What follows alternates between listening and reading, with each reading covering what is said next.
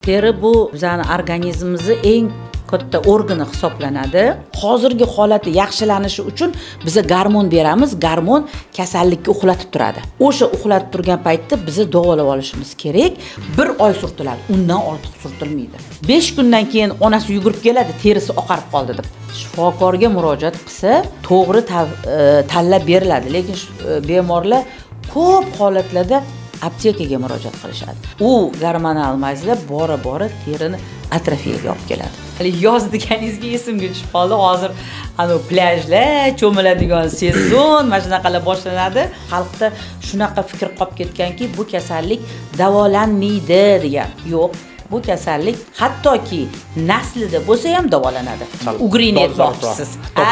Topdiysa, husnbuzarlar aytmoqchi edim. Bizning ota-onalarimiz nima qiladi uni? Ugri chiqibdi, yerga tegsang o'tib ketadi, uylansang o'tib ketadi deydi. 3 ta 4 ta chiqdimi, olib boringlar doktorga. 3 ta 4 ta bitta ichadigan, bitta to'g'ri maslahat, bitta suradigan bilan yaxshi bo'lib ketadi o'sha. Bugungi mehmonimiz dermatologiya markazining yetakchi mutaxassisi, oliy toifali shifokor, tibbiyot fanlari nomzodi Qurbonova Nazira Kamoljonova edilar. Sog' bo'linglar, rahmat. Assalomu alaykum aziz tinglovchilarimiz. Bugungi podkastimizga xush kelibsiz. Podkastimiz nomi Sog'lom teri, afsonalar, faktlar, zamonaviy yechimlar. Bugungi podkastimizni mehmonlari dermatologiya sohasida 33 yildan beri tajriba orttirgan oliy toifali shifokor, tibbiyot fanlari nomzodi, Respublika dermatologiya markazining yetakchi mutaxassisi Qurbonova Nazira Kamoljonovna. Xush kelibsiz Nazira Kamoljonovna. Assalomu alaykum, rahmat taklif qilganinglar uchun. Teri bu bizning organizmimizning eng katta organi hisoblanadi. Lekin ko'pchiliklar buni bu holatda yoki buni yaxshi qabul qilishmaydi. Yaxshi bu organ juda ko'p narsalarga javob beradi, sabab bo'ladi, buni tushunishmaydi. Shuni xalqqa, ommaga tushuntirib berishga kelgan ekanmiz. Bundan xursandmiz. Juda yaxshi. Shu vaqt topib kelganingizga yana bir rahmat. Rahmat. Yana bir bor aytib qo'yishim kerak. Nazira Kamoljonovna 2007-yilda bir juda murakkab mavzu bo'yicha nomzodlik dissertatsiyani yoqlaganlar. Dissertatsiya nomi psoriazdagi lipid fosfolipid buzilishlarining patogenetik ahamiyati muammoni, mana shu ko'p qirralarini, mana shu psoriaz kasalligining qirralarini ochib berganlar. Bugungi dermatologiyani oladigan bo'lsak, mana 33 yildan beri tajriba orttirib kelyapsiz tajribalarni. Qarang, 33 yil. Siz ishni, faoliyatingizni boshlayotganingizda qanaqadir yondashuvlar, dermatologiya kasallarni davolash texnologiyalari u paytda qanaqa bo'lgan va hozir qanaqa? O'zgarishlar kuchlimi, kattami? Rahmat. Demak, men o'sha 2007-yil psoriaz kasalliklarida lipid fosfolipid o'zgarishlarini o'rganganman. Bilasiz, psoriaz bu surunkali qaytalanuvchi dermatoz. Uni keltirib chiqaruvchi sabablari hali hanuzgacha mukammal o'rganilmagan. Bu multifaktorial xarakterga ega bo'lgan kasallik hisoblanadi hozirgacha. Lekin biz o'sha paytda meni ustozim Rahmatov Akram Baratovich boshchiligida shu narsani o'rganishga bel bog'laganmiz va o'rganganmizki, bunda o'sha bemorlarda bilasiz, bizada lipoprotein высокий плотности, низкий плотности, oddiy qilib aytadigan bo'lsam, yaxshi lipidlar, yomon lipidlar bor. O'shani buzilishi ham shu psoriazga ta'sir qilishini o'rganganmiz. Buni natijasida biz shu psoriazni remissiya davrini uzaytirishga muvaffaq bo'lganmiz, remissiyada. Lekin o'sha paytdagi bilan hozirgi paytda hozir meditsina hech orqaga qarab ketayotgani yo'q. Meditsina oldinga qarab ketyapti. Va u paytdagi bilan hozirgi paytda juda katta yutuqlar, juda katta davolash samaradorliklari, davo uslublari, mana shu innovatsion texnologik uslublar ishlab chiqilgan va hozirda shunaqa biologik preparatlar, o'sha remissiya davrini uzaytiruvchi ko'p yangidan yangi o'sha davo muolajalari, davo uslublari ishlab chiqilyapti. Bunda men nima deydi, qo'rqmasdan bemalol ayta olaman. Hozir ancha juda katta yutuqlarga erishganmiz. Bitta nafaqat bitta psoriaz nimasida, boshqa ko'p dermatozlarda ham erishyapmiz va bundan keyin ham menimcha Xudo xolasa erishamiz. Hozirgi kunda o'sha dermatologik kasalliklarni oladigan bo'lsak, o'sha teri kasalliklarini oladigan bo'lsak, qanaqa muammolar ko'proq uchrab kelyapti? Qaysi kasalliklar bilan bemorlarimiz ko'proq kelyapti shikoyatlar bilan? Endi hozir ko'p muammolar, teri kasalliklarida ko'p, lekin shularni ham ichida oladigan bo'lsak, bu zamburug'li kasalliklar. Terini zamburug'li kasalliklari. Ana shunaqalar bilan bizga ko'p bemorlar murojaat qilyapti. Bundan men o'ylaymanki, endi nimaga ko'p bu kasallik? Hali xalqimizni ongida bu kasalliklar to'g'risida to'liq ma'lumot, tushunchalar yo'qligi sabab deb o'ylayman. O'sha terini parvarishlari, terini himoya funksiyalarini, teriga oddiy qilib aytganda teriga yaxshi terini yaxshi nazorat qilmaslik, yaxshi uhud, parvarish qilmaslik shu ko'p zamburug' kasalliklariga keltirib chiqaryapti deb o'ylayman. Hozirda zamburug' kasalliklari ko'p. Menimcha to'ppa-to'g'ri aytdingiz, chunki ko'pchilikning ongida zamburug' kasallik bu endi tirnoqni gribboki deyishadi, tirnoqni zamburug'iy kasalliklashim. Endi maksimal darajada mana darajada fikrlashadi. Lekin shu haqiqatan ham shunaqami? Yoki buni bu jiddiyroq masalan, bu murakkabroq masalan, faqat nima deydi? Faqat tirnoq bilan chegaralanmaganmi? Endi qarang, o'zi zamburug'larni 300 dan ortiq turi bor. 300 dan ortiq. Ularning orasida yuqumlilari va saprofit holatda, ya'ni spora holatda har bitta organizmda uchraydiganlari bo'ladi. Endi ko'proq uchraydi yuqumlilari. Bir xilgilar aytadi, mana tirnog'i sarg'aygan, demak zamburug', oyog'i qichivyapti, demak zamburug'. Yo'q, u har doim ham oyoq barmoqlarining orasi qichisi, oyoq tagidagi qichisi har doim ham zamburug' bo'lavermaydi. Yoki tirnoqdagi o'zgarishlar ham har doim ham bu zamburug'dan bo'lavermaydi. Misol uchun zamburug'i o'nika mikoz deb oladigan bo'lsak, u tirnoqda o'nika distrofiya, ya'ni zamburug'siz kechadigan holatlar, ular o'nika distrofiya deyiladi. Lekin zamburug'larni o'sha oladigan bo'lsak, aytganimdek 300 dan ortiq turi bor. Bu turlarini albatta aniqlash kerak. Chunki hozir dorixonalarda ko'p zamburug'ga qarshi dori vositalari ko'p. Ichadigan, suradigan, bilasiz o'zingiz ham. Bemorlar birinchi dorixonaga murojaat qilishadi. Men deydi, mana qichivyapti, oyog'im qichivyapti, mana qichivyapti desa, mana gribok bu zamburug', mana buni suring deydi. Yoki tirnog'im qichivyapti, tirnog'im mana o'zgargan, sarg'aygan, qalinlashgan desa, mana mayza suring yoki mana misol uchun Exadirel rastvorlari bor-ku, oladi. Umuman ta'sir qilmaydi. Chunki birinchidan o'sha zamburug'i turini bilish kerak. Zamburug'i turini va o'sha turiga qarab dori vositalarini tanlab olish kerak. Buning uchun nima qilish kerak? Bizani xalqimiz, shu kimda kim shunaqa bemorlar, insonlar o'zida o'zgarish sezdimi? Albatta mutaxassisga murojaat qilish kerak. Chunki bizada har bitta mana shu Toshkent shahrida har bitta rayonda ko'jmen dispanserlari bor, ya'ni teri tanosil dispanserlar bor. Ana misol uchun qaysi joylar pullik bor, xalqimiz bora olmasligi mumkin. Turar joyda teri tanosil dispanserlari bor. O'sha joylarga dermatolog, mutaxassisga murojaat qilishligi kerak.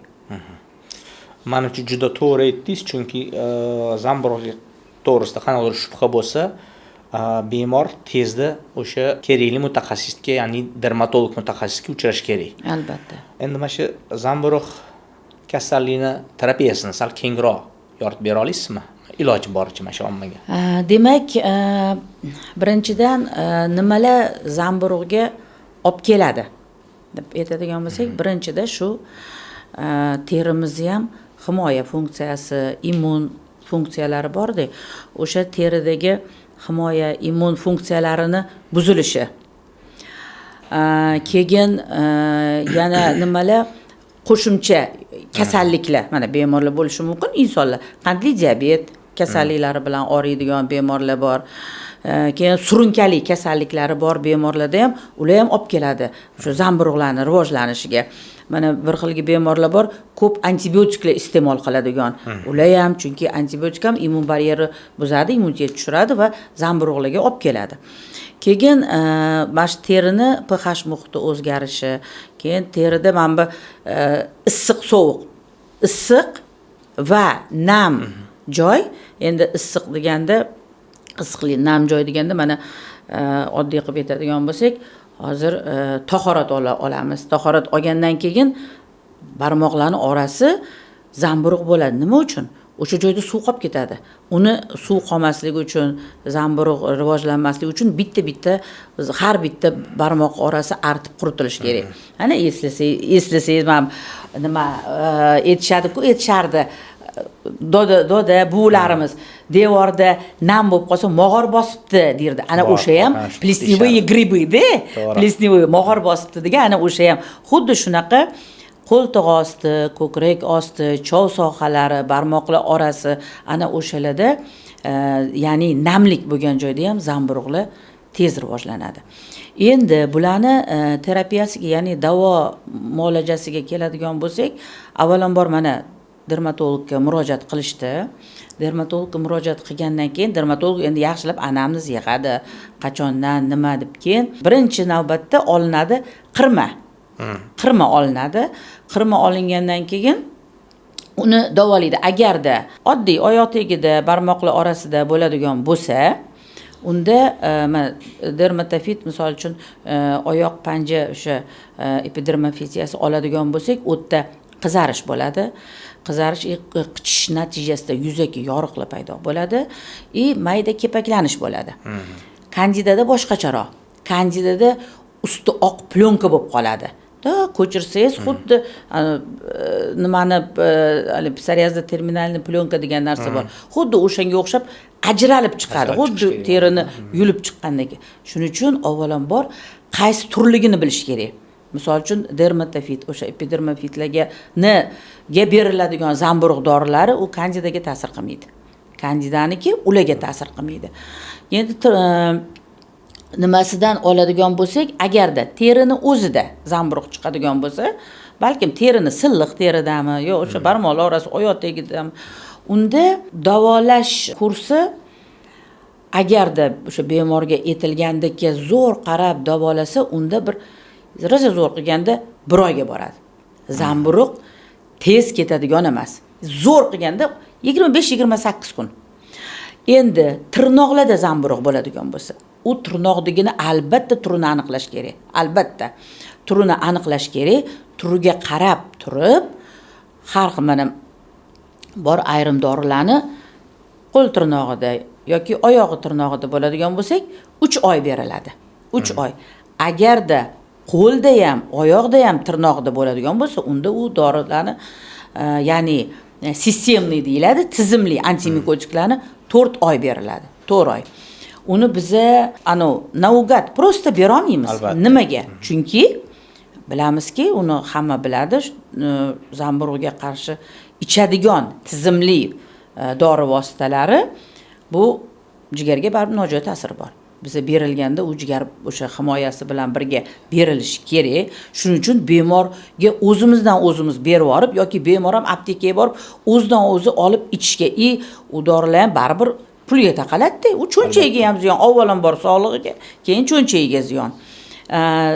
Bu demak o'sha aytganimdek, mana bir xilgina o'ylaydiki, o'sha Exadiril rastvorini sursa, shunga o'xshab antimikotik rastvor sursa, bo'ldi, tirnoqda yaxshi yo'q. Tirnog'imiz bu bizani terimizni, tirnoq sochlarimiz terimizni hosilalari hisoblanadi. Demak, u qon tomirlar, qon bilan innervatsiya qilinadi. Biza mamutdan haligi qilib, pilis qilib uni surgan bilan foydasi yo'q. Biza iste'mol qilishimiz kerak. O'sha tizimli antimikotiklarni iste'mol qilinadi. Unda ham mana bilsangiz o'zingiz, qo'l tirnoqlarini har hafta oladigan bo'lsak, oyoq tirnog'ini 1 oyda bitta olamiz. Oyoq sekinroq o'sadigan. Sekinroq o'sadi. Endi yoshimiz katta bo'lgan sari bu yana ham cho'ziladi. Shuning uchun biza mana 3 oylik, misol uchun 3 oylik berdik antimikotik dori vositasini deylik. u 3 oy bizani qonimizda yig'ilib ta'sir mexanizmi 9 oygacha davom etadi. Biza bemorlar ayrim holatda kelishadi yoki telefon qilishadi, doktor, tirnog'im o'zgarmayapti deydi. Yo'q, siz o'ylamang, uni ichishingiz bilan mana bu shikastlangan tirnog'ingiz oppoq bo'lmaydi. Bu tirnoq o'sib chiqib ketadi. Siz op turasiz. Shu tirnog'i deymiz, sizni o'sha unda 9 oyda chiqib ketadisak, men 3 oygina ichyapman-ku. 9 oyda qanaqa qilib desa, bu dorini o'sha dozasi, kumulyativ doza qonda yig'ilib turadi va u 9 oygacha ta'sir qilib turadi. O'sha tirnoq 9 oyda chiqib ketadi. Sog'lom bo'lib, bu ham to'g'ri tashkil qilingan davo usuli bo'lsa, ya'ni o'sha boya aytganimdek, ekma qilib olib ko'rilganda. Endi tukli joylarda zamburug'lar yaxshi ko'radi. O'sha ildizlariga o'tirib oladi, chochda yoki boshqa tushundingiz. Ana unda yiringlash bo'ladi. Ikkilamchi tushadi, yiringlash bo'ladi. U yomon holat. Demak, biz birinchi yiringini ketkizishimiz kerak. Unga ham ketib qoladi indamasdan 10-14 kun, keyin o'sha zamburug'ga o'tamiz. Demak, yiringlash boshlangan bo'lsa, bu degani zamburug'li infeksiyaga qo'shimcha, ya'ni bakteriyalar qo'shiladimi? Albatta. Boshqa mikroblar qo'shimcha bo'ladi. Albatta. Shunaqami? Xuddi shunaqa. Bu holatda nima qilishimiz kerak? Qarang, demak, mana terimizda zamburug' paydo bo'ldi. Bu yerda oddiy holatlarda mana misol uchun trixofitiya bor, mikrosporiya bor. O'sha kasalliklarda ko'rsak, mana chotki granitsa deydi, aniq chegaraligi bilan ifodalangan eritematoz o'choqlar paydo bo'ladi. U qichish bilan kechadi. Qichigandan keyin ustida sal kepaklanish bo'ladi. Endi uni o'shanda ham ahamiyat bermay yoki ko'pchilik holatda bemorlar bo'lib qopti deb eng yaxshi ko'rgan mazlari bor, sinaflan, shunga surib yurishadi. U yana haligi terini immun tizimini tushiradi, zamburug'larning rivojlanishiga yana zo'r muhit yaratib beradi. O'shaning uchun bemorlar ko'p holatda bizaga asoratlangani bilan keladi, ya'ni o'sha yiringlangani bilan keladi. Nima qiladi? Bo'ldi, u nima suryapti, zamburug' o'tda ko'paygandan keyin terini xususiyati buzilgandan keyin o'tga ikkilamchi infeksiya. Bilasiz, mana stafilokoklar bor, staphylococcus aureus, tillarang staphylococcus zolotistый, staphylococcus epidermidis bor. Bular ham spora holatda hammamizda bor-da. Ana bu buzilgandan keyin ana ular o'tda o'zini ishini qiladi. Demak, bizaga zamburug'larni ikkilamchi o'sha yallig'lanib, bakteriya tushib bizaga murojaat qilishadi. Unda biz nima qilamiz? Yana o'sha gap, endi betda nafaqat zamburug'larga ekma qilamiz. Endi biz stafilokoklarga ham ekma qilamiz. Unga qaysi antibiotik sezgirligini qilamiz. Mana bu bitta kasallik ikkinchi kasallikka keltirib chiqaryapti. Asoratlangan. Buni endi ketishi ham, davolash muddati ham uzayadi. Bemor o'zi qancha qiynaladi. Ko'pincha yosh bolalarda bo'ladi. Kichkina bolalarda endi boshda bo'ladigan bo'lgandan keyin boshda u infiltrativ yiringlik deyiladi. Trixofitiya choch to'kilib ketadi. U choch to'kilgandan keyin u joydan choch chiqmaydi. Yo'q. O'sib chiqsa ham ana qo'g'irchoq choch qanaqa betda bo'ladi. Yaqinda keldi shunaqa holat. Yo'q, o'tdi bo'ldi. Rubtsovый alopetsiya, yo shuni chiqarib bering, uni chiqarib berish endi deb mayli deb yozasiz, oldingidagi chiqib ketmaydi-da. O'sha chandiq rivojlangan hisobiga? U chandiq rivojlangan, chandiqdan keyin o'tda soch ildizlari o'zi zamburug'i o'zi yiringlagandan keyin soch ildizlarini yemirib yuboradi. Endi mana o'sha bakterial infeksiyalarni o'zingiz aytyapsiz, tizimli antibiotiklar ekma asosida tanlaymiz. Endi bundan tashqari masalan ko'p hozirgi kunda juda ko'p dori vositalari bor. Ular mahalliy antibiotik ishlatadi. Nimagadir ularning asosida ko'pincha niamitsin degan dori bo'ladi. U dori endi gap ochig'i eng eski antibiotiklardan bittasi. Shunaqa. Lekin haligacha sizlar masalan terapiyada, xirurgiyada deyarli bu antibiotik ishlatilmaydi. Lekin sizlarda ham o'sha haligacha nimagadir dori zararligini yo'qotmagan. U hali ham haqiqatan ham ta'siri bormi u narsani? Qarang, demak, bizga ko'proq endi biz respublikanskiy bo'lganimiz uchun viloyatdan bemorlar kelishadi. 12 ta viloyat hammasidanda mana buni qildik deb keladi. O'sha yerda qarasangiz, mana bu 4 ta 5 ta dorini sostavini qo'shishadi. Levomiko'lga qo'sh, sinoflanga levomiko'l qo'shilgan, sink qo'shilgan. Bizda tayyor bor shunaqa. 3 komponentli dorilar bor, ichida ham antibakterialniy, ham yallig'lanishga qarshi, ham antibakterial, ham zamburug'ga qarshi trivodnom deymiz. O'sha komponentli dori qichishga qarshi dori vositalarimiz bor. O'shandan lekin biza tizimli ichishdan tashqari ham biza bu mazzadan albatta qo'llaniladi. Endi qarang, hozir o'zingiz juda chiroyli yoritib berdingiz. Masalan, zamburug'li infeksiyalar bo'ladi. Ularga qarshi qanaqadir zamburug'ga qarshi preparat ishlatamiz. O'sha bakterial infeksiyalar bo'ladi. Hozir yallig'lanish dedingiz. То есть yallig'lanish bunga nima aloqasi bor? Endi qarang, o'zi terini o'zida hali dog' dedik-ku, eritim. O'sha yallig'lanish hisoblanadi. O'shani o'zi yallig'lanish. Va boyaga chuqurlashib ketishi bu o'zi o'tkir yallig'lanish bo'ladi. Yeringa o'zi bu o'tkir yallig'lanishga kiradi. Yallig'lanish demak teri va teri osti qatlamlari o'sha yerda yallig'lanish. Endi yallig'lanish bor joyda uni yo'qotmaganimizcha biz yaxshi natija ola olmaymiz. Qanaqa dori vositalarni ishlatsizlar yallig'lanish yo'qotishga? Endi har xil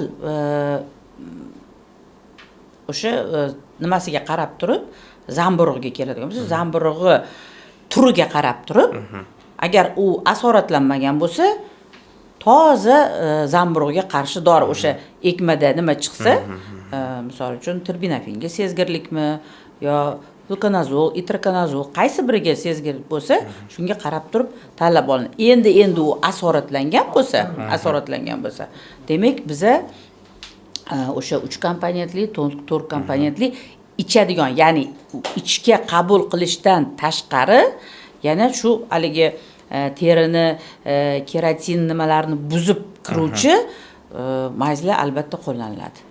O'sha 3 komponentli mazlarga endi hozir anaqadan tashqari, mana shu zamburug'ga qarshi antibiotikdan, mana shu mikroblarga, bakteriyalarga qarshi antibiotiklardan tashqari yana qanday komponentlar kiradi? U vaspaleniyani davolaydi deysiz. Vaspaleniyani davolaganda bor-ku, ani protivospolitelniy xususiyati bor. O'sha u ham davolaydi. Keyin endi ularga albatta lekin immunitetiga beriladi, ichiladigan. O'sha haligi qaysi nimasi chiqqaniga qarab turib, stafilokok, streptokok chiqqaniga qarab turib, albatta antibiotik beriladi. O'sha aytgandek protivogrippковый и mazlar tavsiya qilinadi. Tavsiya qilib beramiz. Hozir endi ular ko'p-ku, hozir sanab o'tsangiz, Triderm, Tridox bor, keyin nima deydi, Gentriderm bor, Celistaderm, Garamicinim bor, endi hozir keyin Neoderm bor. Misol uchun ko'proq Neoderm nima qilaman, ishlataman, chunki o'tda qichishga ham qarshi xususiyati bor-da. Protivozudniy qichishga ham qarshi xususiyati bor. Juda yaxshi, hozir juda yaxshi moment esladingiz.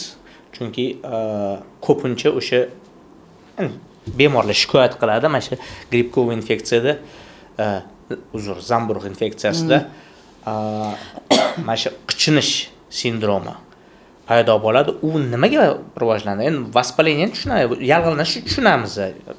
Mikrob tushdi, zararladi terini va nihoyatda yallig'lanish jarayonlari rivojlanib keladi.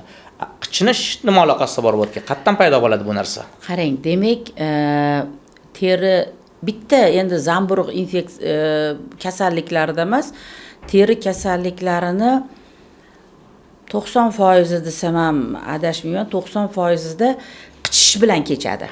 90% da qichish bilan kechadi. Chunki boya aytganimdek, o'sha terini haligi baryer nimasi o'zini tuzilishi buzildi. Buzilgandan keyin bizani bilasiz, mana hamma joyimiz nerv tolalari bilan innervatsiyalarni qamrab olingan. U albatta o'sha asab tizimiga ta'sir qiladi, ya'ni neyronlarga. Shuni natijasida qichiydi. Endi qichimalarning ham har xil turi bor. Ayrim dermatozlarda vaqti bilan qichiydi, har doim qichimaydi. Ayrim dermatozlarda kuchli qichiydi. Kuchli bemorlar shikoyat qiladi. Shunaqa qichiyman deydi. Qon tomchilari chiqqandan keyin tinchlanaman va o'zim mazza qilaman deydi. Keyin mana shu zamburug'lik kasalliklarda ham oyoq panja mikozi bor, barmoqlarning orasi qichiganda bemorlar gaplashayotganingizda shunaqa qichiyman. Qichib bo'lgandan keyin mazza qilasizmi desam, voy gapirmay qattan bildingiz, mazza qilaman deydi. Keyin başa mazza qilasiz deyman, chunki undan keyin yomon achishlar bo'ladi-da. Gapirmay, chunki u terini haligi ishqalavergandan keyin, teri butunligi buzilgandan keyin o'tda bazofil qavatda melanin moddalari ishlab chiqarar, o'tda o'shalarni skopleniyasidan qichish kuchayib ketaveradi-da. Shunga nima deydi? Har xil. Endi u qichigandan keyin bemor faraz qiling, ayniqsa endi kunduzi bilasiz, bizning organizmda kurashish qobiliyati bor, kurashish tizimimiz bor. Kurashadi. Kunduzi yurganimizda nimaga kechqurun temperatura, kechqurun tish og'rig'i, bizda kechqurun qichishish kuchayadi. Bo'ldi, u tizim bizda uxlaydi. Bo'ldi, 6-7 dan keyin uxlaydi. Kurashmaydi. Siz xohlasangiz ham kurashmaydi-da u tizim. O'shandan keyin u kechasi bo'ladimi? Kechasi charchab borib uxlaydigan paytda qichib o'tirgandan keyin bemorlar asabiy ham bo'lib qoladi-da. O'sha asab tizimlari ham ta'sir qiladi. Endi buni yechma qanaqa? Mana shu qichinish sindromida qanaqa yordam berasizlar bemorlarga? Endi buni ham o'sha har xil o'zini turiga qarab turib, agar oddiy shu biron bir kasallik sababli qichishish bo'ladigan bo'lsa, unda antigistamin dori vositalari qo'llaniladi. Bu antigistamin o'sha toshma toshishiga, qichishiga qarshi. Endi agar betda o'sha asoratlanganlari bo'lsa, unda biza nevrologlar bilan birgalikda davolashimizga to'g'ri keladi. U faqat biza haligi antigistamin bergan bilan u yaxshi samara bermaydi. Bu yerda asab tizimi ham qilgan. Endi zamburug' kasalliklariga yoki boya antibakteriallarga ikkilamchi infeksiya tushdi-yu, ularga keladigan bo'lsak, ular ham yo'q endi to'xtab turinglar, meniki bu qichiyapti, yering tushib ketdi, men buni qichishim kerak emas demaydi. O'sha qichib o'tiraveradi. O'tga ikkilamchi infeksiyalar yana tushaveradi. Va bemorlar o'sha qichib turib, nima deysiz, mana bitta joyini qichib, yugurib borib qo'lini yuvmaydi. Oladi, boshqa joyiga yuziga uradi. Bugun misol uchun keldi o'zimga shunaqa bemor. Mana bitta vodiyda rosa ko'p.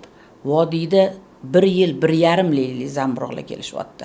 Mana shu oxirgi men o'zimning statistikamdan shu 1 yil davomida mana deb men aytaman, vodiyda nima davolash olmayaptimi shunchalik deyman. Mana bugun ham keldi. Kecha 1,5 yillik staj bilan keldi zamburug'. Bo'lmasa zamburug' bu shunaqa surunkali kasallik emas. Bugun 1 yillik staj bilan keldi. Mana kechagi bemorda, kecha emas, o'tgan kuni kelgan ekanlar. Oldikda faqat terbinafin surib yurgan. Oldik terbinafinga чувствительность yo'q. Не выявлено. Biza demak, u surgani faqat terbinafin. Mana u oilasiga o'tadi, ya'ni turmush o'rtog'i, farzandlari tarqatib yuraveradi. Tushunarli. Endi hozir turli patologiyalarni gapirdik. Hammasini davolaydigan mana shu tayyor 2, 3, 4 komponentli preparatlar bor deyapsiz. Demak, ularning tarkibiga kiradigan tushunishimcha bu o'sha zamburug'ga qarshi preparat, antibiotik, nima? Antibakterialda. Antibakterial va uchinchisi yallig'lanishga qarshi, protivоспалительный. Odatda qanaqa bo'ladi ular? Qaysi bir bo'ladi? Endi chista o'sha yallig'lanishga qarshi dorilar bu GKSlarda, ya'ni gormonal mazlar, Elacom, Celestadrim. Endi o'shalarni boyaga 3 komponentnida o'sha uchalovi bittada bo'ladi. Hali biz oldinga o'xshab sinaflanga levomikol qo'sh, endi levomikolga nimani qo'sh degan gap emas. Bu yerda hammasi bitta tyubikda уже shakllangan. Endi menimcha hozir gormonal deganingizdan keyin mana bu eshituvchilarimizdan bir qismi seskinib ketgan bo'lsa kerak. Ha. Chunki ommada bilasiz, qanaqa fikr bor gormonlar to'g'risida. Ayniqsa mana shu Covidlardan keyin juda nima deydi? Gormon xalq qongida juda qattiq ta'sirot qoldirgan. O'shanga ko'pchilik qo'rqadi. Ayniqsa masalan yosh bolalarda, masalan ota-onalar men bolamga gormon surdiramanmi deydi. Ba'zi bir hollarda mana shu shifokorlar bilan ushib ketadi ham. Sen bolamga nima buyuryapsan deb. O'shanga bu haqiqatan shu xavfli narsami yo? Endi gormonal preparatlar deganda bu ichga qabul qiladigan gormonal preparatlar bor, inyektsion gormonal preparatlar bor va surtadigan gormonal preparatlar bor. Endi ukol holatini ham yoki tabletka ichadigan holatni ham berishdan oldin juda ehtiyotkorlik bilan beriladi. Avvalambor o'sha narsani berishga muhtoj bo'lgan bemorga berish kerak. Men hozir mayza etmayapman, ichadigan va ukol holatini aytyapman. Biz mana oddiy tushuntirib beradigan bo'lsam, biz qachon gormonal o'sha inyektsion yoki tabletka holatda beramiz, qachonki bemor juda og'ir va o'sha bemorda biz hozir bemorni shu holatdan chiqarishimiz uchun jigarini, yuragini davolashimiz kerak. Lekin u jigar, yurak bir kun, 2 kunda davolanadigan kasallik emas. Uni 5 kun, 10 kun eng qilganda o'sha holatda o'shalarni davolab olsak, hozirgi holati yaxshilanishi uchun biz gormon beramiz. Gormon kasallikka uxlatib turadi. O'sha uxlatib turgan paytda biz davolab olishimiz kerak. O'sha qaysi soha bu kasallikka to'sqinlik qilayotgani uchun, ya'ni rivojlantirayotgani uchun. Bu ichadigan va ukol qiladigan holatlarni aytyapman. Bunda albatta to'g'ri taktika qilib, to'g'ri berish kerak. Hozir ko'p shifokorlarimiz mendan xafa bo'lishmasin, mabodo eshitishayotgan bo'lishsa, ayniqsa yoshlar mana kelishadi, kelgandan keyin mana deksametazon qilib berishdi, ukolini oldim yoki diprospan, ulardan keyin davolash bizga qiyin bo'ladi. Og'ir holatda men qarshi emasman, lekin yengil holatda ham berib qo'yishyapti-da. Qachonki mayli o'sha bemor 5 kunda tuzalmasin, 10 kunda tuzalsin, 15 kunda, lekin o'shani gormonsiz qilish kerak. Og'ir holatda bo'lsa, u bemorni endi vazniga qarab turib, kasallikki holatiga qarab turib, gormonlarni me'yor miqdori o'lchab beriladi. Kuni o'lchab. Keyin unda gormon shunaqa narsa emaski, ichdi bo'ldi, bugun tuzaldim deb ertaga tashlab yuboradigan kasallik dori emas. Bu yerda sindrom atmena degan narsa bor. O'z-o'zidan tashlab yuborsa va o'sha holat bemorga ham tushuntirish kerak. Siz mana shu narsani ichib yurasiz, buni tushirayotgan paytda men bilan maslahatlashing. Biz buni 4 ga bo'lib, 3 ga bo'lib, 2 ga bo'lib tushiramiz deb davolovchi shifokori albatta bemorga tushuntirish kerak. Bemor buni yaxshi tushunib yetish kerak. O'z-o'zidan tashlab yuborsa, demak, bu oldingidan ham yomon holat bo'ladi. Bu sindrom atmena deyiladi. Endi buni tushundik. Mayzlarga keladigan bo'lsak, ya'ni surtadigan gormonal mayzlar hozir bizani dermatologiyada 80% gormonal mayzlar, 80%. 80. Lekin qo'llash mumkin. Uni ham aql bilan bilgan holatda shunaqa gormonal mayzlar bor. 10-12 kun surtiladigan. 20 kun maksimum eng ko'pi bilan, endi har xil turiga qarab turib 1 oy surtiladi. Undan ortiq surtilmaydi. Bolalarga ayniqsa, chunki va gormonal mayzlarning ham pokoleniyasi bor. Birinchi pokoleniya, ikkinchi pokoleniya. Bizning xalq eng yaxshi ko'radi Sinaflan, Flutsinar, Larendenlarni. Ular birinchi pokoleniya. Uni bolaga suring, 5 kundan keyin onasi yugurib keladi, terisi oqarib qoldi deb. Ana deydi, ana uni davolatayotgandim, endi teri oqarib qoldi. Bilasiz, bizda oqarib qoldi degan yomon narsa. U o'sha gormon ta'sirida bo'ladi. Shuning uchun agar gormonal mayzlar beradigan bo'lsa, nima uchun beriladi? Boyaga aytgandek, o'tkir yallig'lanishni olamiz birinchi. Chunki undan keyin biz terini o'sha immunitetini oshiradigan mayzlar beramiz. u mayzli, lekin hozir birinchi o'sha aytishingiz mumkin. Xo'p, gormon bermay o'sha terini sразу immunitetini oshiradigan berib qo'ya qolsak bo'lmaydimi? Yo'q. U yallig'lanishni olmaydi. U mayza yallig'lanishni olmaydi. Yallig'lanish olinmagandan keyin u jarayon yana yomonlashadi. Shuning uchun uni ham bu menimcha agar bemorlar shifokorga murojaat qilsa to'g'ri tanlab beriladi. Lekin bemorlar ko'p holatlarda aptekaga murojaat qilishadi. Aptekachilar mana buni suring deydi, surtadi, zo'r bo'ladi, to'xtatadi. Yana qanchadir vaqt o'tadi, yana boradi, yana chiqadi. Chiqqandan keyin o'sha aptekachi bergan mayz bor-ku, yana suradi. Mana bemorlarning o'zligi ko'p holatda shu teriga gormonal mayzlarni ko'p surib qo'yib, u gormonal mayzlar bora terini atrofiyaga olib keladi. Atrofiya, o'tda уже minus tkань, to'qima o'ldi degani. Katta rahmat bunaqa tushunarli javobingizga. Demak, hurmatli tinglovchilar, sizlarning ahamiyatinglarni qaratmoqchi edim. To есть gormonal komponent qo'shilgan mayzlarni ishlatayotganda ularni ishlatish mumkin, lekin ishlatishdan oldin, chunki ishlatish muddatini bilish uchun va qanaqa yo'l bilan ishlatishi yaxshiroq bilib olish uchun avvalambor shifokorga, dermatologga murojaat qilishinglar lozim. Va yana bir bor narsani so'rab ketmoqchi edim. Aynan mana shu gapingizdan chiqyapti, o'sha bir ikkita dermatologning atrofidan bir ikkita mana shu miflar, afsonalar yuradi-da. Как раз hozir aytdingiz, gormonal mayzlarning nojo'ya ta'sirlardan qo'rqib bemorlar o'sha ishlatmay qo'yadi ba'zi bir holatda. Boshqa holatlar o'sha gormonal mayzni ishlatib qo'yadi-da, ahvoli yaxshilanadi. Va tashab qo'yadi o'sha yarim yo'lda terapiyani. Bu haqiqatan tashab ketsa bo'ladi. Masalan, ahvol yaxshilangandan keyin yo'q, nima qilish kerak? Yo'q. Mana boya aytganimdek, mana ichadigan yoki ukol qiladiganlarni ham sekin astalik bilan chiqib ketadi-da. Misol uchun 50 mg prednizolon boshlagan odam 50 mg da to'xtata olmaydi uni. Uni sekin tushiradi, uni 45 ga tushiradi, 40 ga tushiradi, sekin oxirida даже nima deydi, 4 ga bo'lib tushiradi-da. Surtadiganlar ham xuddi shunaqa.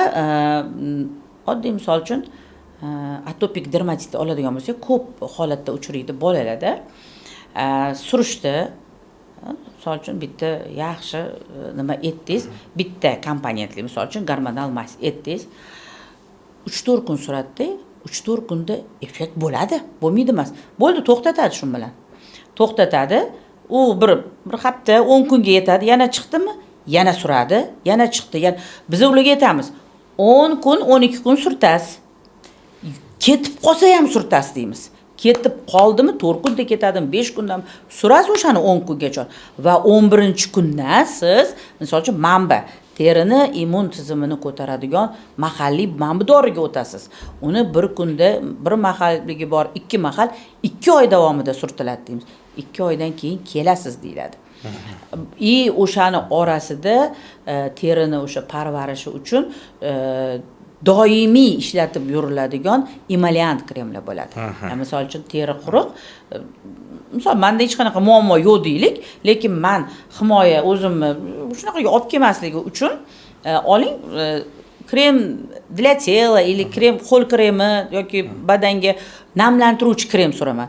Endi bilasiz o'zingiz ham kremlar 2 xilga bo'linadi: dekorativniy kosmetika, lechebniy kosmetika. Muammosi yo'q odamga bemalol borsin bozordan olsin yoki mana magazinlardan olib, do'konlardan olib surursin. Lekin muammosi bor odamlar bular dekorativniy kosmetika bularga yordam berib, bularga lechebniy kerak. Ya'ni o'sha emollentlar, ularning ham turlari ko'p. Ana o'shalardan doimiy qilib yurish kerak. Kasallik qo'zg'agan paytda emas, uni doimiy qilib yursa, bizani mana bu ongimizdan, ya'ni markaziy tizimimizdan o'sha kasallik esdan chiqib ketadi. Bizani ko'p holatlarda yaxshi bo'ldi, tashab qo'yaveradi. U noto'g'ri narsa. Keyin yana o'sha mazga qaytib keladi gormonalniga, yana yaxshi bo'ladi, yana qaytib keladi.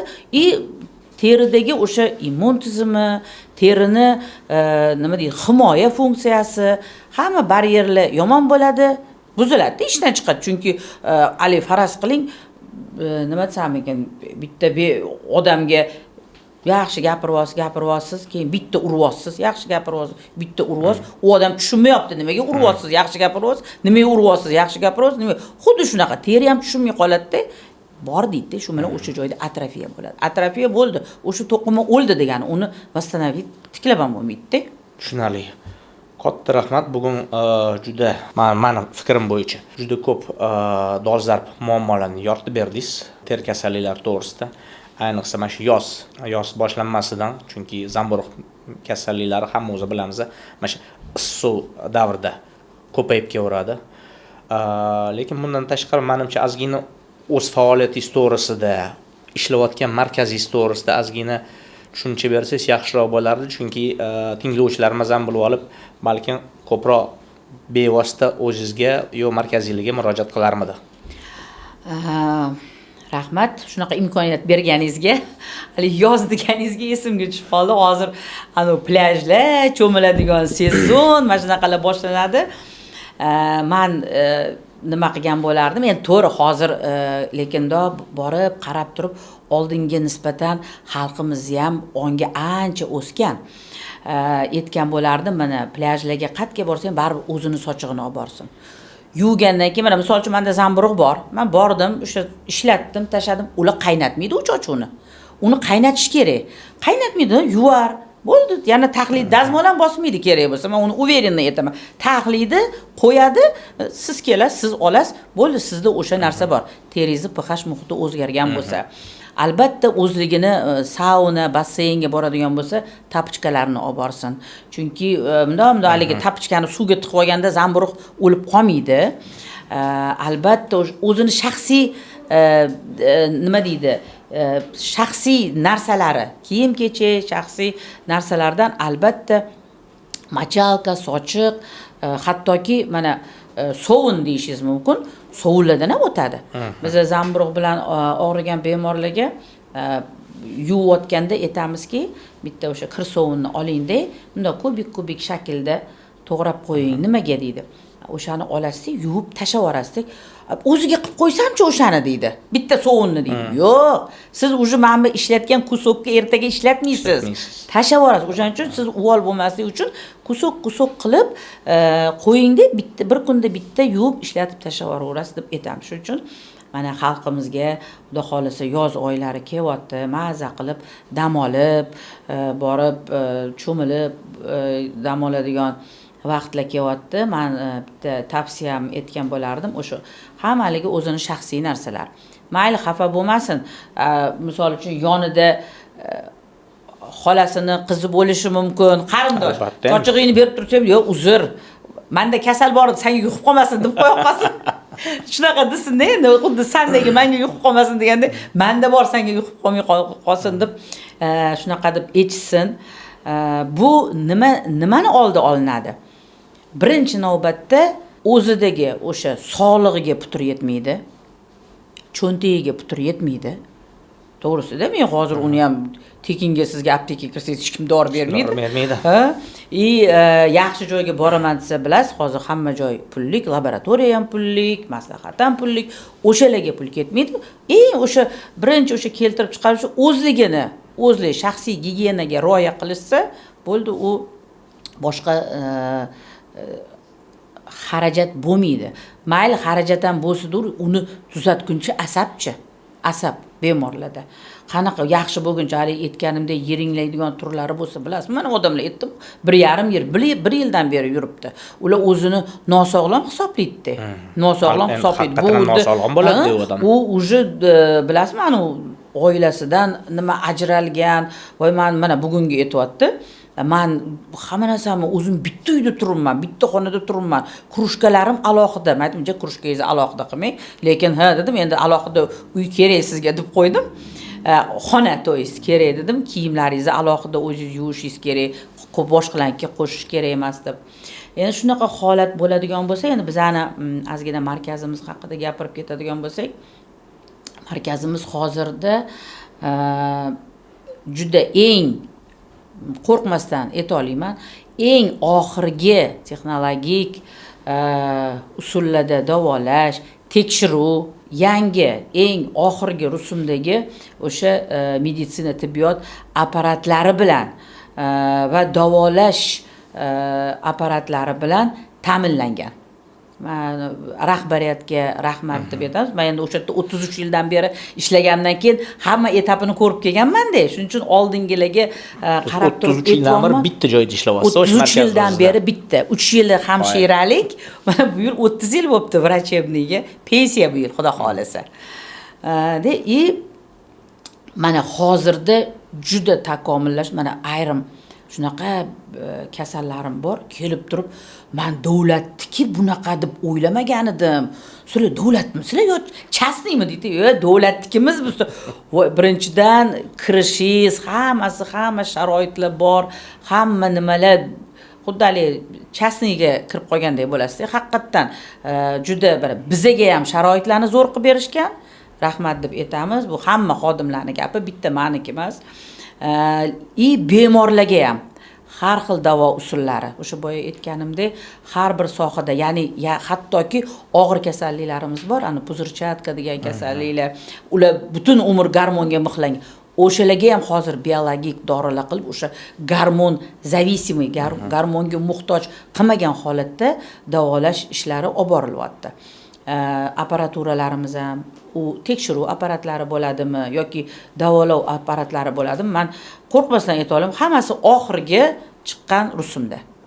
Uni qo'rqmasdan, shuning uchun agarda biron bir muammo bo'lsa yoki uzoq yillar davolanolmayotgan dermatozlari bo'ladigan bo'lsa, bemalol bizani markazga murojaat qilishsa bo'lishadi. Qo'limizdan kelgan yordamni beramiz.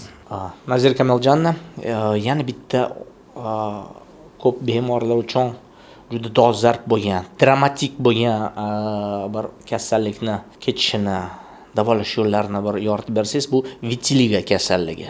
Chunki o'zingiz bilasiz, bu surunkali kasal. Ko'p bemorlarimiz ancha qiynaladi bundan va ko'p bemorlarning ko'pchiligi nimagadir buni yechimi hech qanaqa yechimi ham yo'q deb o'ylaydi haligacha. To'g'ri. Endi siz nima deydi, bizani bemorlarni eng og'riqli nuqtasini aytdingizda, bu mana kelishadi, bu nima doktor deb o'tirishadi bundoq qilib. Bu oqdog', vitiligo ham demaysiz yoki o'zbekchasiga pes ham demaysiz. Oqdog' desangiz, boshlaydi-yu.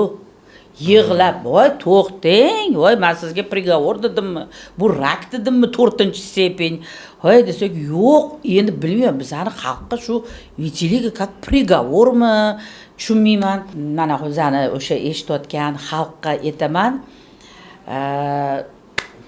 Hurmatli bizani nima deydi, O'zbekiston xalqimiz. Bu vitiligo приговор emas. Buni yechimi bor. To'g'ri, oldin mana men aytaman, 33 yildan beri ishlaganimda 3-4 ta apparat bo'lardi. Vitiligo. Bizada terini eng tagidagi bazal qavatda o'sha terimizga rang beruvchi melanin moddasi ishlab chiqarilib, terimizni bir xil rang qiladi. Oqdog'da o'sha modda bo'lmaydi. Bo'lmaydi. Endi ilgari biz o'sha ishlagan paytimizda UFO bo'lardi, PUVO bo'lardi, u terini hamma qatlamiga yetib bormas edi. Hozirgi paytda yana aytaman, o'sha zamonaviy apparatlardan shunaqa apparatlarimiz borki, o'sha terini eng tagidagi qavat, o'sha bazal qavatga borib, ya'ni to'lqin uzunligi 1550 nanometrlik bo'ladigan apparatlarimiz bor. U terini o'sha oqdog'iga qo'ysangiz, to tushib turib, o'sha bazal qavatdagi rang beruvchi moddalarni yana ishlatib ko'paytirishga sabab bo'ladigan apparatlar bor. Bu приговор emas, bemalol hozir yechimi bor. Misol uchun davoladik, mayli chiqmadi o'sha dog'. Dog' chiqmadi deylik, lekin biza kasallikni to'xtatishga qaratamiz. Ya'ni avj olish bosqichidan stabil holatiga olib boramiz, ya'ni to'xtatamiz. Va bemor aytsaki, oxirgi 8 oy, 10 oy, 1 yildan beri yangi dog'lar chiqmayapti. Bor dog'larimiz ham kattaymayapti, lekin o'sha dog'larda repigmentatsiya, ya'ni o'zini boshqa jigaring o'zimni sog'lom dog'larim ham chiqmayapti desa, demak biza hujayra ko'chirib o'tkazamiz. Ya'ni bu melanostar transplantatsiya deyiladi. Ya'ni bemorning o'zidan sog'lom terisidan Sog'lom terisidan deyapman. Sog'lom terini emas. Sog'lom terisini tagidan o'sha melanosit hujayralari olib shu joyga ekiladi. Hattoki buni ham yechim bor. Endi o'sha paytlarda bunaqa usullar bo'lmaganda, shuning uchun xalqda shunaqa fikr qolib ketganki, bu kasallik davolanmaydi degan. Yo'q, bu kasallik men hozir uverenniy bo'lib aytaman, hattoki naslida bo'lsa ham davolanadi. Naslida bo'lsa ham, chunki bitta 50-60% irsiy faktor bor-da, o'sha nasl to'g'ri tushuntirib yorsangiz bo'ldi bemorga. O'sha nasliy kasallikka ham keltirib chiqaruvchi omillar bor. O'shalarga ehtiyot bo'lib, o'shalarni qarab, o'shalarga olib kelmasa, bo'ldi bu kasallik ketadi. Shuning uchun aytaman, xalqimizga hech bu oqdoq ko'rganingizda yig'lab, bir qanaqadir sarosimaga tushib, даже shunaqa holat bo'lib, men o'zim o'ldiraman, suitsid, men aytaman, siz kimga qarshi chiqyapsiz, o'zingizni o'ldirib deymanda. Buni yechimi bor. Hozir men uverenniy bo'lib aytaman, bor yechimi. Demak, sizlarning markazingizda mana shu zamonaviy texnologiya, o'sha hattoki melanositlarning transplantatsiyasi ham bor. Qo'llaniladi. Hattoki mana IGH usuli bor. Ya'ni IGH usulimizda terini единичный bo'lgan melanositlar, единичный, sanoqli. O'sha O'rta Osiyoda bitta bizada qilinadi. Bizaga даже mana Qozog'iston, Qirg'iziston, Tojikistonlardan doktorlar yuboradi. Bilib beringlar o'zi tegi bormi yoki yo'qmi deb. Qaysi qatlamida bor, yo'qligini bilib qilib beradigan usul ana o'sha usulni qilib bo'ldi. Yo'q bo'lsa, demak, terida yo'q, umuman hech qaysi qatlamida yo'q, единичный ham yo'qmi? Biz bildik. Demak, yo'q bemorda nima qilamiz? Demak, kasalni stabil holatiga o'tkazishga harakat qilamiz.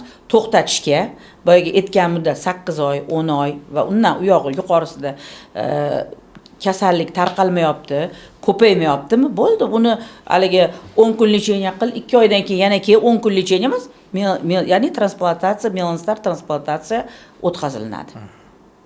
Katta rahmat. Shu bu nima deydi, juda болезненный temani mana shunaqa yaxshi yoritib berganingizga. Va yana bitta ayniqsa bizani yosh bemorlar uchun ugrini aytmoqchisiz. Topdiysa, husnbuzarlar aytmoqchi edim. Husnbuzari. U qanaqa hozirgi kunda endi hamma o'zi bilamiz endi, hamma mana shu ugrivoy stadiyadan o'tganmiz. O'z paytda endi masalan o'sha yosh bemorlar baribir nima deydi o'sha husnbuzarga uchragandan keyin ko'pincha tushkunlikka tushib qoladi, qo'rqib qoladi. Mana shu payt bu qanaqa davolayman degan savolga bu shunaqa nimaki, men endi yuzda-da, mana birinchi ko'zingiz tushadi yuzga. Ko'rinmaydigan joylarda emas, yuzda. O'shaning uchun ko'p yoshlarda bu talvasaga solib qo'yapti yoshlarni. Bular xuddi bo'ldi, hayot to'xtab qoldi bularga. Juda voy men bunaqa yura olmayman, voy men unaqa, men maktabga bormayman, men institutga bormayman, yuzim bunaqa. Eng birinchi sababi bu yog'liq teri. Endi u aytishingiz mumkin, chaqaloqligidan yog'li emas, o'sha balog'at yoshiga o'tadigan periodda ajratiladi o'zi. Yog'liq teri, quruq teri, normal teri yoki kombinatsiyalashgan teri. Endi balog'at yoshidagi husnbuzar deyiladi. Birinchi chiqqani. Bizning ota-onalarimiz nima qiladi uni? Ugri chiqibdi, yerga tegsang o'tib ketadi, uylansang o'tib ketadi deydi. O'sha paytda davolasa, o'sha paytda 3 ta 4 ta chiqdi. Bitta, 2 ta, 3 ta. O'sha paytda chiqdi. O'sha paytda olib borsin doktorga. Tez yaxshi bo'lib ketadi. Rasxod ham kam, stress ham kam, bolaga bo'ladigan детский travmalar chiqdi hozir moda. O'shalar ham kam bo'ladi. Nima qiladi? Yo'q, o'tib ketadi deydimi? Bu o'tib ketmaydi u. U уже yil sayin ko'payib, u vulgar husnbuzarga o'tadi. Vulgar husnbuzar davolamash abseslashganga o'tadi. Keyin u kanglabatga o'tadi. Kanglabatlarda уже chandiqlar qolib ketadi. Lekin ilgari mana o'sha aytaman, oldin ugrini davolardik-da, endi teshiklariga nima qilamiz? Chandiqlariga nima qilamiz desa, yo'q edi-da u narsa. Endi yuzaki chandiqlar bo'lsa bir nima qilsa bo'lardi. Hozir ularning ham muammosi yo'q. Misol uchun endi juda grubiy chandiqlar bo'lsa, men oldingidagi teridimman, lekin namnoga o'zgarish bo'ladi, lekin teshiklar, yuzaki chandiqlarga hozir lazerlar ham bor. Lazerni shlifovka, mana shu lazerlar endi taraqqiy etib kelayotganda, shlifovka faqat qish oyida qilinardi. Dekabr, yanvar, fevral bo'ldi, boshqa payt qilinmas edi. Nimaga? Dog' tushirardi. Hozir yozda qilinadigan shlifovkalar bor. Mana bizda dermatokosmetologiya bo'limimiz bor. Biza ugrini davolab olgandan keyin albatta ularga beramiz va shunaqa lazerlar bor. O'sha ugri bo'lgan protsessda davolanadigan lazerlar bor. Mana ugri keldi. Hozir o'tiramanda endi Instagramda haligi nimalar bor? Do'konlar, magazinlar bor. Mana ugrida mana buni shunday yopishtirib qo'yasizlar, bo'ldi, ketdi deydi. Voy, даже bir ikkitalarga yozaman-da, unaqa demanglar, просто surib qo'yilib ketmaydi-ku deb. Chunki u tashqaridagi narsa emas-da, bu ich bilan bo'layotgan muammo. Ich bilan eng birinchi sababi o'sha gipersekresiya saliniy желез, ya'ni yog' bezlarini normadan ko'p ishlashi. Bu eng birinchi. Endi jarayonni nima yomonlashtiradi? O'sha mana o'sha haligi aytganimdek yallig'lanishdan keyin yiringliklar bo'ladimi? Vulgarda yiringliklari bo'ladimi? O'sha stafilokoklar, infeksiya tushishi. Demodex folliculorum degan kana bor. Hammamizda saprofit holatda uchraydi. O'shalarni uyg'onib ketishi va ularni ko'payishi, oshqozon ichak trakti rol o'ynaydi. Gormonal o'zgarishlar rol o'ynaydi. Jigar faoliyati rol o'ynaydi. Kerak bo'lsa alimentarniy faktor ham rol o'ynaydi. Ya'ni yeb ichishimiz ham o'sha ugri chiqqan bemorlarga, farzandlarimizga to'g'ri ovqatlanishni ham o'rgatishimiz kerak. To'g'ri ovqatlanishi. Stress holatlari ham. O'zi ugri yomon bo'lib yotibdi, yosh o'spirin bolalar stressga tushadi. Shuning uchun haligi oyim olib kelib beruvdilar. Men bir nima bugun bir nima dedi. Nima desam 300 bir nima dedi, 395 dedi. Nima bo'ldi 395 deb u deydi, surdim ichkariga tiqvordi deydi. Endi bo'ldi, biz tashqariga chiqaramiz uni dedim. Ichkariga tiqvordi biz. Chunki u ichkariga ketyapti-da, uni ichkaridan tashqariga chiqarish kerak. U mana o'tdan kelishadi-da, biz davolaymiz. Davolayotganda telefon qilishadi. "Voy, men qaytingacha yuzim yomon bo'lib ketdi." Voy, inson necha yildan beri kasalsiz. Siz o'sha prosta ustini smaska qilib bekitganingizni biz tashqariga chiqaryapmiz. Sizdan sabr to'laysiz. Men sehrgar emasman sizga 10 kunda yuzingizni oppoq qilib qo'yadigan deb aytiladi-da. Shuning uchun bemorlar kelgandan keyin o'sha ugrini turlariga qarab turib, mana oldin uzoq muddat davolagan bo'lsak, hozir u muddatlar ham qisqargan, chunki haligi apparatniy lecheniялari bor. VB, mana IPL deydi, o'sha yallig'lanishlarni tez bartaraf qilishga qaratilgan mana usullar. Shuning uchun men ota-onalarga aytgan bo'lardimki, iltimos shu 3 ta 4 ta chiqdimi olib boringlar doktorga. 3 ta 4 ta bitta ichadigan, bitta to'g'ri maslahat, bitta suradigan bilan yaxshi bo'lib ketadi o'sha. U o'sha yomon bo'rdimi, vulgar, abseslashganga o'turdimi, даже abseslashgan nimada unda o'sha retinoidlar berishimizga to'g'ri keladi. Shuning uchun asoratlanmagan holatda, yengil holatda olib borsin. Yengil holatda bo'ldi, u yaxshi bo'lib ketadi. Yana bitta ugrimiz bor, u rozovoy ugri deydi, rozatsiya. Keladi, u yosh katta ayollar yoki keladi. Voy, mana buni qarang deydi, balog'at yoshida chiqmagan ugrilar chiqib ketdi deydi. 40 yoshdan keyin, 50 yoshdan keyin ana ular quruq teri. O'tda naborot, teri quruq. Endi o'tda ham o'sha gormon nima qiladi o'sha paytda? Doktorga borsa, boyaga temamizga yana qaytamiz. Gormonal mazli yozib beradi. Elakommi, dermavit. Eng yaxshi ko'rgani bularni klavit bilan dermavit. Voy, men o'shani surdim-da, sursam deydi, anaqa zo'r bo'ldi deydi. Keyin yana deydi, bir haftaga yetdi, yana surdim. Mana qirg'izistonlik bemor, Rossiya fuqarosi, yotib, menimcha o'sha kechami chiqib ketgan bo'lishlari kerak.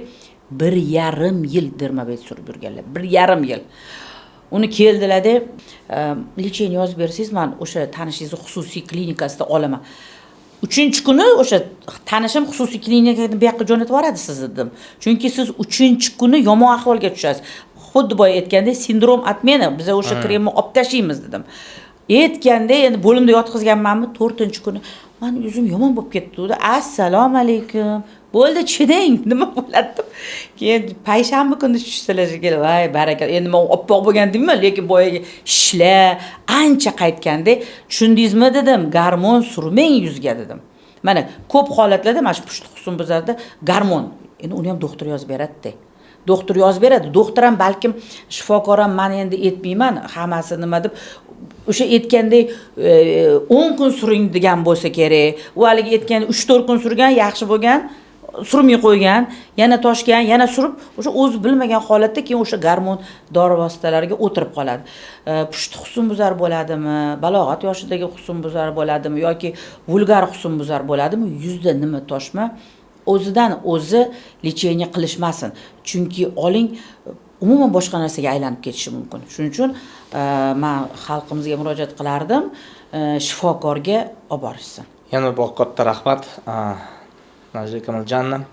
Bugungi mehmonimiz dermatologiya markazining yetakchi mutaxassisi, oliy toifali shifokor, tibbiyot fanlari nomzodi Qurbonova Nazira Kamoljanna edilar. Hurmatli tomoshabinlar, bugungi podkastimiz shu bilan yakunlaymiz. Podkastimiz nomi Sog'lom teri, faktlar va zamonaviy yechimlar edi. Salomat bo'linglar va teringlarni asranglar. Sog' bo'linglar, rahmat.